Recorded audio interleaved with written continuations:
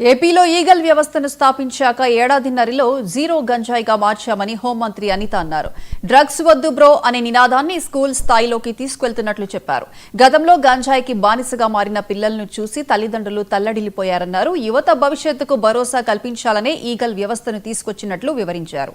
యువత భవిష్యత్తు మీద మాట్లాడే హక్కు జగన్ కు లేదని, డ్రగ్స్ దందా చేసిన వాళ్లకు ఆయన ఒత్తాసు పలుకుతున్నారని మండిపడ్డారు.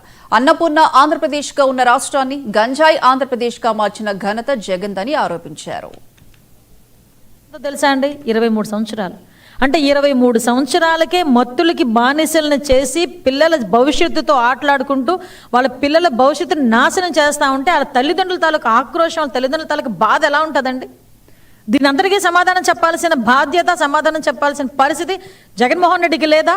ఈరోజు ఏ మొహం పెట్టుకొని ఈరోజు విద్యార్థి విభాగాలను కూర్చోబెట్టి నువ్వు ఏ సందేశం ఇద్దామని, ఎలాంటి సందేశం ఇద్దామని, అంటే ఎలా రెచ్చగొడదామని ఈరోజు విద్యార్థి విభాగాన్ని తీసుకొచ్చి, యువత విభాగాన్ని తీసుకొచ్చి ఒక ట్రైనింగ్ ప్రోగ్రామ్ అని పెట్టి నీ స్థాయిలో నువ్వు పెట్టావంటే మళ్ళీ అడుగుతున్నా, నీకు అసలు అర్హత ఉందా?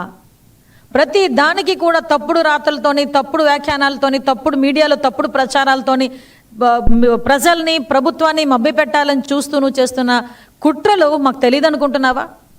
ఎక్కడో ఒక ఆడబిడ్డ మామూలుగా చనిపోయినా కూడా ఆడబిడ్డని రేప్ చేసి చంపారని ఫస్ట్ నీ పేపర్లోనే బయటకు వచ్చింది. ఆ తల్లిదండ్రుల ఆ తాలూకా ఆర్టికల్ చూస్తే ఆ తల్లిదండ్రులు బాధ ఎలా ఉంటుంది ఎప్పుడైనా అర్థం చేసుకున్నావా జగన్మోహన్?